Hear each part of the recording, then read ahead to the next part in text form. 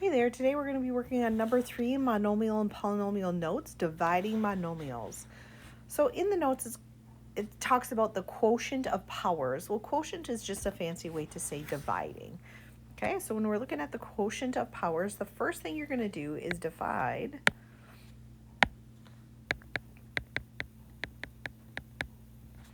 your coefficients or the big numbers. And I don't mean big in like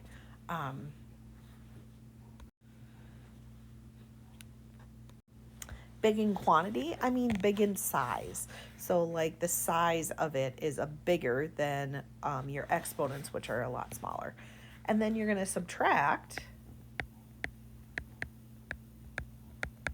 the exponents for like variables.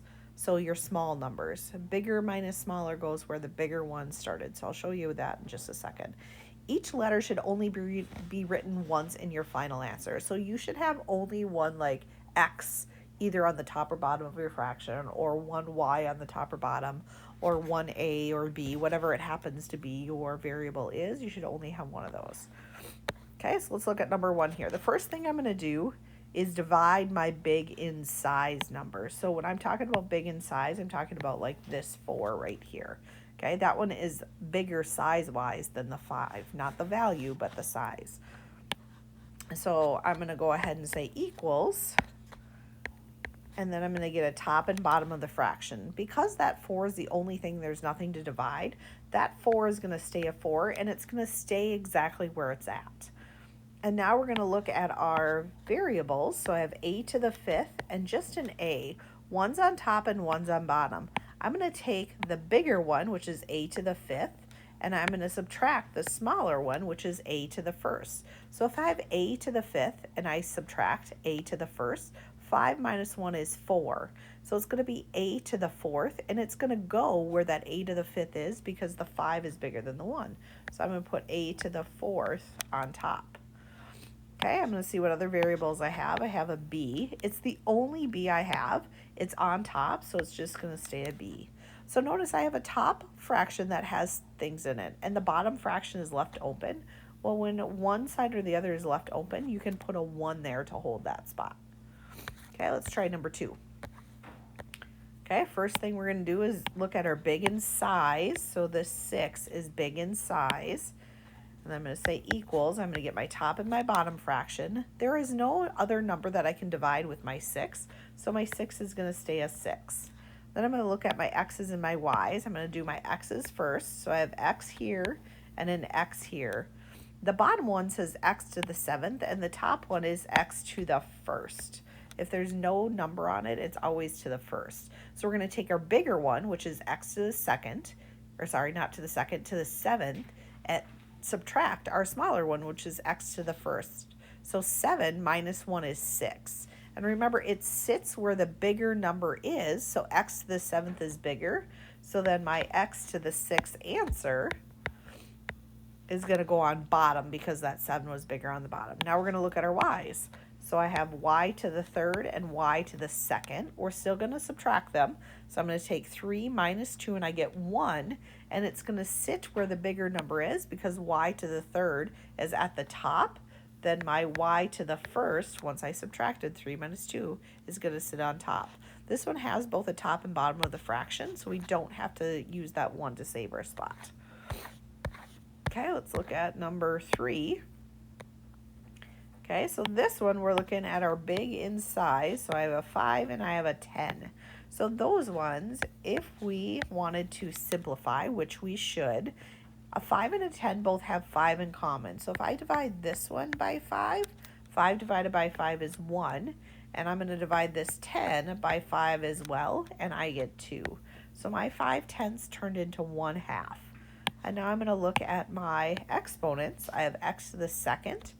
And this one just has an x with no number on it, so the number is really 1. So 2 minus 1 is 1, but x to the 2nd is on top. So my answer, my x to the 1st, is going to be on top. And then I'm going to look, and I have this y right here. It's the only y I have, so I can't subtract anything from it. So that's just going to stay where it's at. And now this one, I have a top and bottom of my fraction, so I'm done with that one. Okay, let's try number 4. Okay, so I'm going to start with getting my fraction bar. I have a 4 and I have a 14. Both of those are even numbers, so because they're even, I'm going to divide them both by 2. So 4 divided by 2 is going to give me a 2, and 14 divided by 2 is going to give me a 7. So my 4 14ths turned into 2 7s. Now I'm going to look at this a to the third and a to the second. They're top and bottom, so I know I'm going to divide them, and when we divide exponents, we actually subtract. So 3 minus 2 is 1. My 3 is bigger on top, so a to the first is going to go on top. Now I'm going to look at my b's. I have b to the fifth and b to the ninth. I'm going to take my 9 because it's bigger. 9 minus 5 is 4. Because that 9 is bigger on the bottom, it's going to be b to the fourth on the bottom. Okay, let's try number 5. I'm going to get my equals and my fraction bar. I have 5 15ths. Okay, both of those have a 5 in them, so I'm going to divide this by 5. 5 divided by 5 is 1. I'm going to divide this by 5. 15 divided by 5 is 3. So now my fraction is going to be 1/3, and now I'm going to look at my exponents. I have x to the third and x to the second. 3 minus 2 is 1. That's going to give me x to the first. And then I have y to the fourth and y. This is to the first, so 4 minus 1 is 3. Because my 4 is bigger on top, it's going to be y to the third on top. Okay, let's try this last one on this page. Okay, 27 and 54, these are really big numbers. So when you have really big numbers, what I would suggest is taking your bigger number, which is 54, and divide it by your smaller number. In this case, if we divide it by 54 divided by 27, you're going to get 2. So that tells me that I can divide both of them by 27. So both of these can be divided by 27. So 27 divided by 27 is 1. 54 divided by 27 is 2. So that's going to be 1/2 as a fraction. And then I have x to the second and x to the second. Well, if I have x to the second and x to the second, that's going to get me to, and I'm going to just put this down at the bottom, that's going to be, oops, that's not what I wanted to do. That's going to be x to the 0 power. Anytime you have x to the 0, it turns into a whole number 1. Well, if we took that 1/2 and we multiplied it by that whole number 1, that's not going to change your 1/2. It's still going to be 1/2. So this one is just going to remain the same. Okay, let's look at number 7. I have x to the fourth. I don't have any big numbers, so I have x to the fourth and x to the fourth. So I'm going to subtract those, and when I subtract them, again, I get, whoops, that's not what I wanted to do.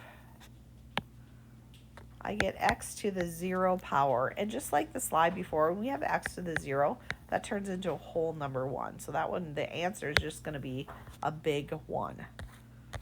And number 8, our last one, I'm going to say equals. I'm going to look at my big numbers, big in size. That's 2. There's no other numbers, so I'm going to leave that 2. It was on the bottom, so I'm going to leave it on the bottom. Now I'm going to do my exponents. I have a to the fifth and a to the second. Because they're top and bottom, we're going to subtract. 5 minus 2 is 3. So it's going to be a to the third, and it's going to be on top because that 5 is on top. Now I'm going to do the same thing with 8 and 3. They're both b's, so 8 minus 3 is 5. Because my 8 is bigger on top, it's going to be b to the fifth on top. And that one we're just done with. All right, you have everything you need to work on your assignment for number 3.